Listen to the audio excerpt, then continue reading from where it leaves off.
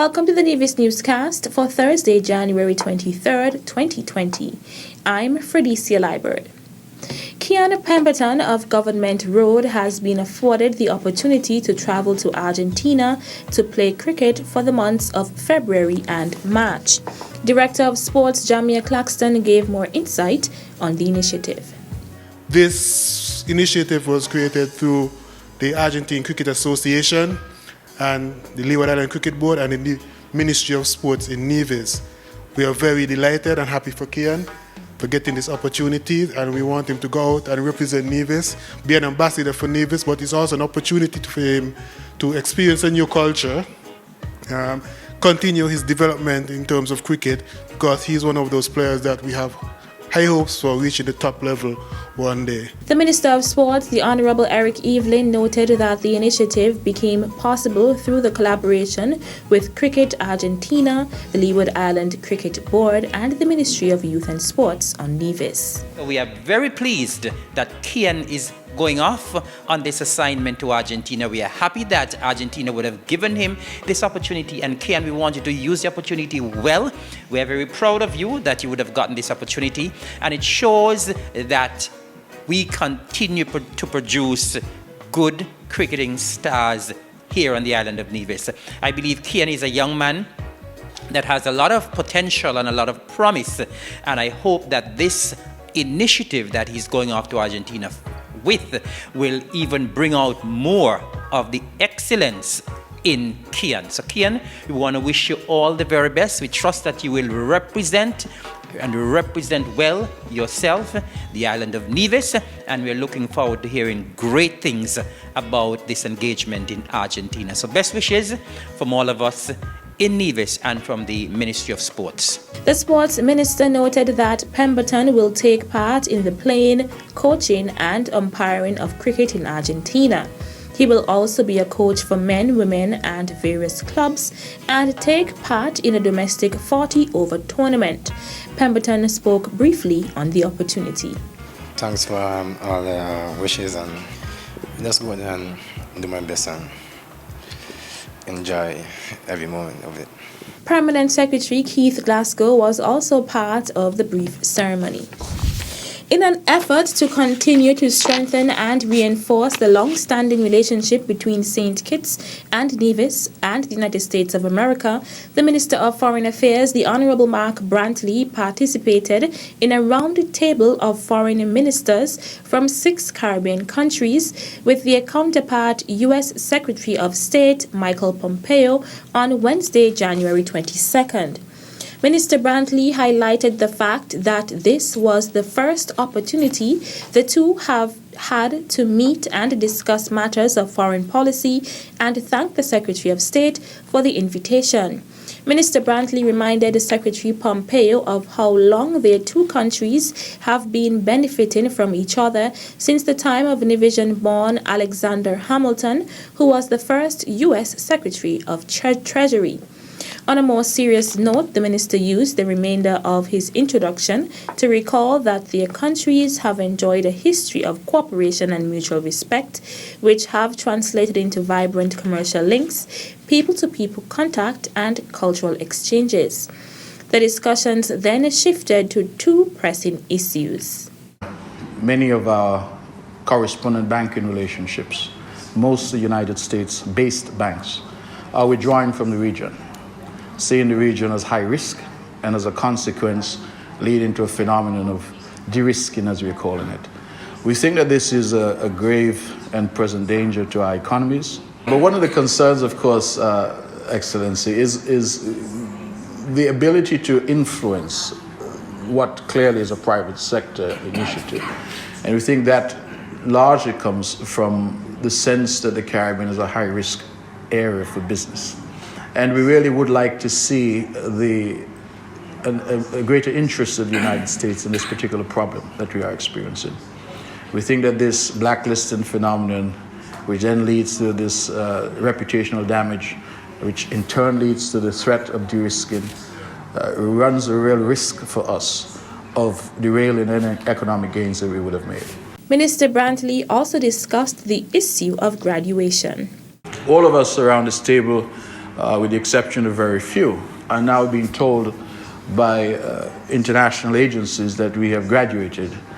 Many of us feel that we ought still to be in primary school, but we're told no, we have been graduated. And the difficulty that poses, Mr. Secretary, is that we are therefore cut off from accessing certain concessional lending, certain loans and financial instruments that we need for our development. That is an important point, Mr. Secretary, because it leads to what I have called a debt trap for many of us. Because as we seek to rebuild after disasters, oftentimes we're forced to go to the market to borrow, oftentimes at commercial rates, which pancakes onto our debt, leading then to an overburden of debt, which in turn results in us using most of our budgets to service debt instead of providing the essential services such as education, health, etc. to our people. So this for us is a very important issue. It is one that I would urge your government to take a look at. It is something I think that would be beneficial to us in helping us to build our own resilience and our own capacity to respond. And certainly we feel that this would augur well if we can address those issues and to do so collectively. U.S. Secretary of State Mike Pompeo, who is on a 2-day visit to Kingston, is meeting with many Caribbean leaders to discuss how they can all work together to promote common democratic values and prosperity for all of their people. Pompeo also participated in a round table with the foreign ministers of St. Kitts and Nevis, Bahamas, Belize, Dominican Republic, Haiti, and St. Lucia. Police investigating shots fired in Brownhill. Police responded to a report on shots being fired in the vicinity of the Golden Grove projects at about 10:15 on Monday, January 20th, 2020.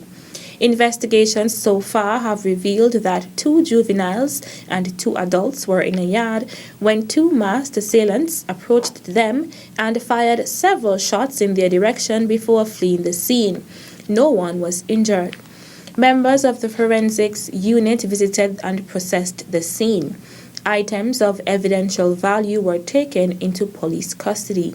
The police are making an appeal to anyone who might have any information in relation to this incident to call the Violent Crimes Unit at 469-5269 or their nearest police station. Investigations into the matter are ongoing. Still to come, this event is geared towards recognizing and promoting of the fishermen around the island. On that day, we have various activities. The details right after this break.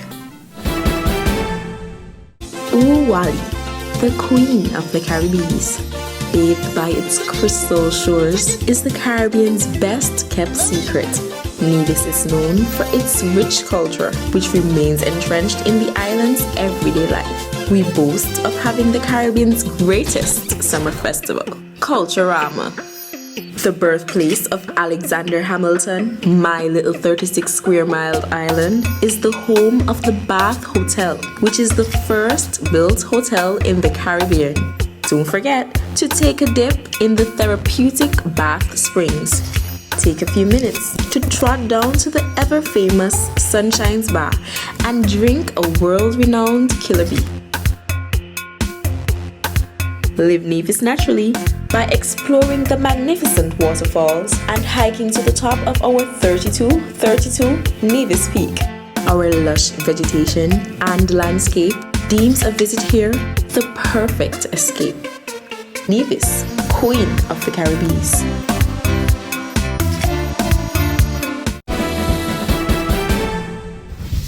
Welcome back. The Nevis Fishermen's Marketing and Supply Cooperative Society Limited is hosting its first Fish Festival tomorrow, Friday, January 24th at the waterfront. Manager Melissa Allen outlined some of what persons can look forward to tomorrow. This event is geared towards recognizing and promoting of the fishermen around the island.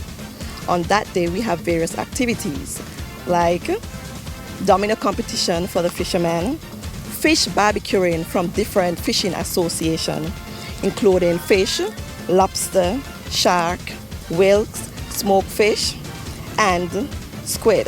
We'll also be having the launching of the Simas drink. with different flavors by the Indian Castle Fisher Folk.